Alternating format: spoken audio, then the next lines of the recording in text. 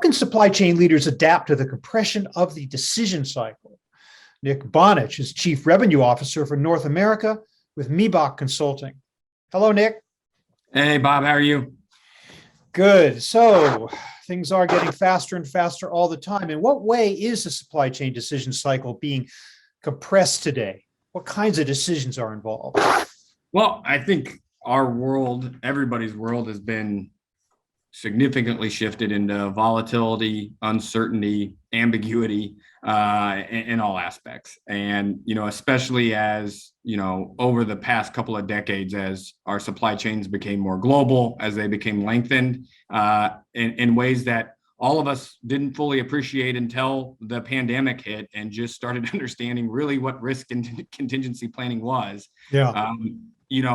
Gone are the days of, in my opinion, at least, the static environment where you can sit around with your executive peers at the beginning of the year and plot out a vision for the next 10 or 5, and then hold true to that because you have some semblance of what the world's going to look like. Mm-hmm. And a result of that continuing shifting and an increased interconnectedness, organizations need to be quicker from, hey, what happens if, what should I do with, how do we react to, and not spend a 6-month time period with a bunch of Excel files trying to figure it out. What are the factors that have caused this to happen? I think one of the big enablers is definitely on the software piece, and on data and data schema. Companies do have still a lot of disparate systems, but there's been a lot of advances with data warehouses, data lakes, and then analytical tools that enable that compression. I think all of us in the supply chain world have failed in many ways in the fact that Microsoft Excel probably is the most widely used supply chain decision-making tool there is. Still. Mm-hmm. It's crazy the amount of times of, well, how'd you guys look at this in the past? And there's this massive Excel file that gets sent over with 18 tabs. Yep. The fancy ones have some macros and VBA built into it, but it's still Microsoft Excel. Yeah. And, we're in a world where, a lot of supply chain leaders are far from being digital natives, but, schools are teaching, second graders, the basics of programming in Python. Mm-hmm. And so between the ability to program, the wider acceptance and knowledge of programming languages and skills, and with organizations moving to having centralized data repositories that you can pull transactional, operational, and strategic data from, all leads to this evolution that we're seeing of quickening the decision-making process. So the technology is enabling us to adjust to the severe unpredictability of demand. Absolutely. You got two things going on. You got demand becoming more unpredictable, but at the same time, you've got technology developing in order to handle it. It seems it's almost like the planning comes perilously close to execution because the window is so short and you have to adjust so quickly.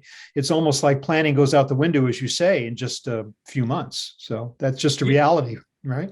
And you even see it that, many people don't call it S&OP anymore. They call it S&OE. I see us this trickling down to where, companies are very much getting more and more execution focused, and that whole strategy and then conceptually defining it, then working on a transition plan and then delivering something, all of that's been shortened down.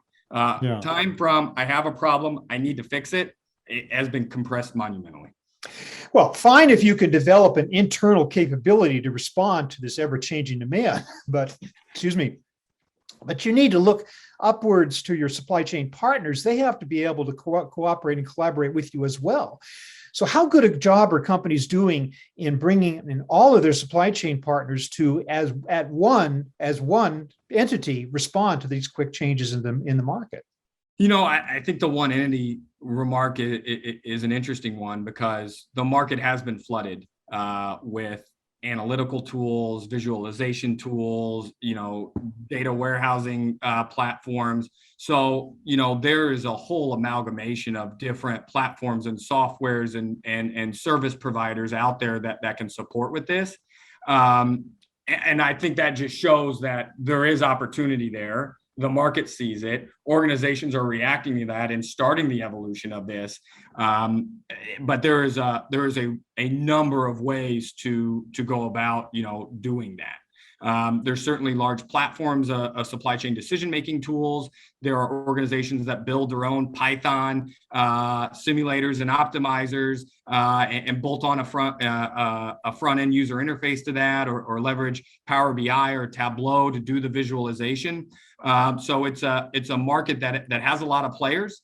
All of them with different niches, and there's just a ton going on in this space right now. Used to be that you would develop a demand plan for next year by figuring out what happened this year and last year. Wouldn't have served companies very well to do that in 2019.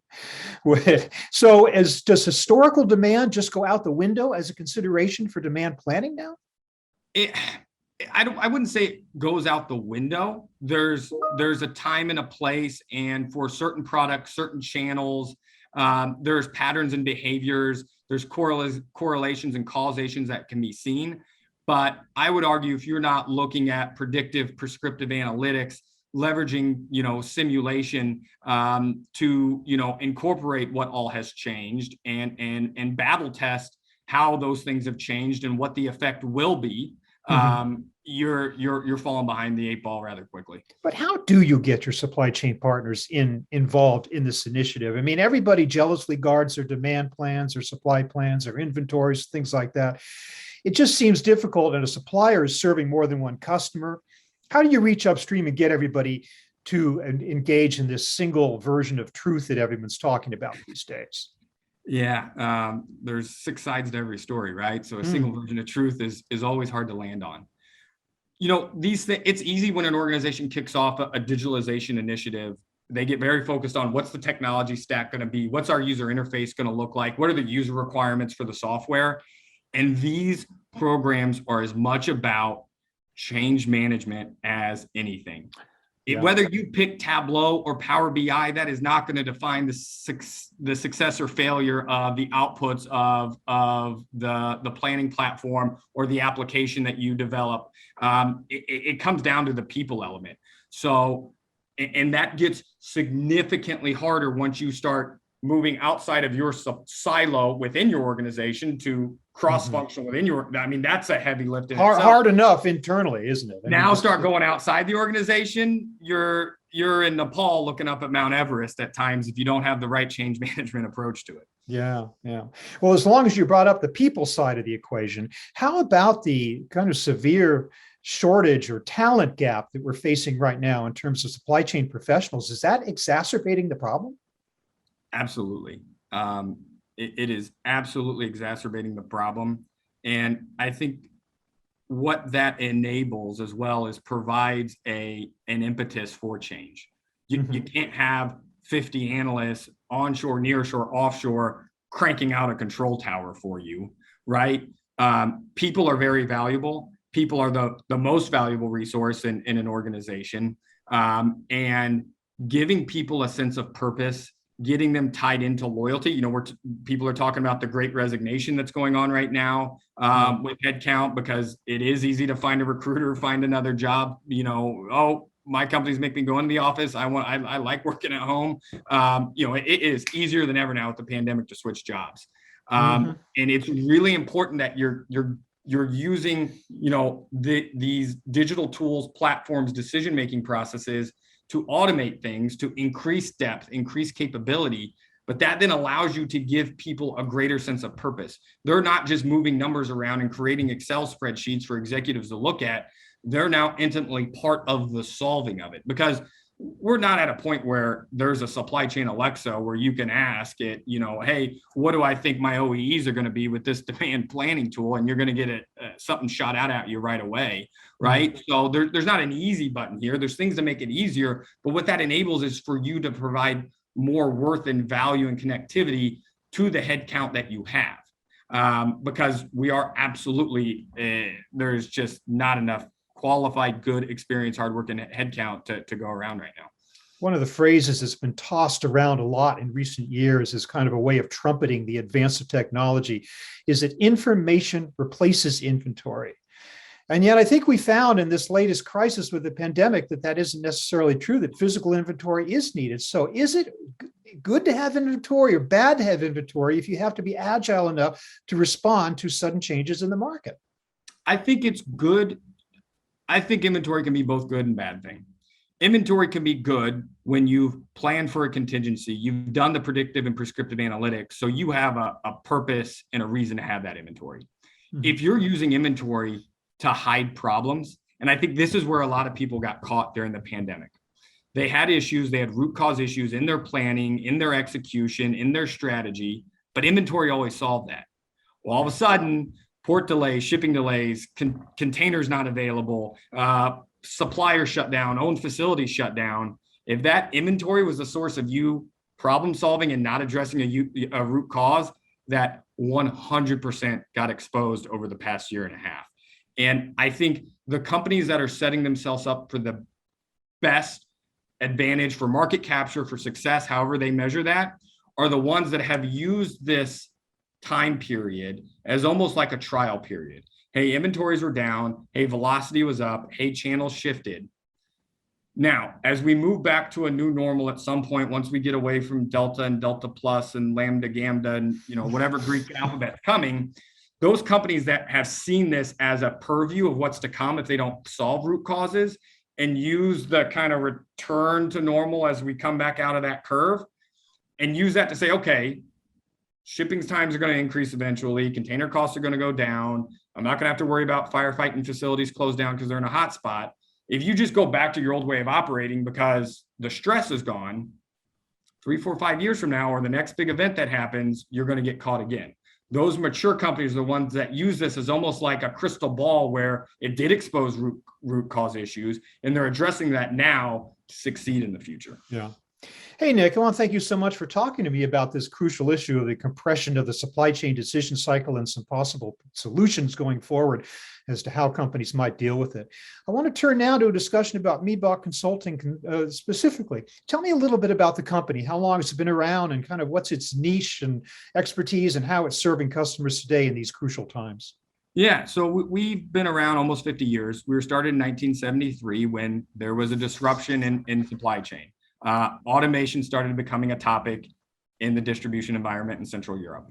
And we were founded as a firm that could help companies with that transformation.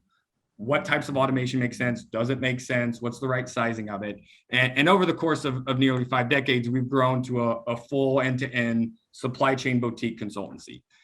We are global. We have 24 offices around the world. So all of us have been touched and dealing with the past 18 months differently.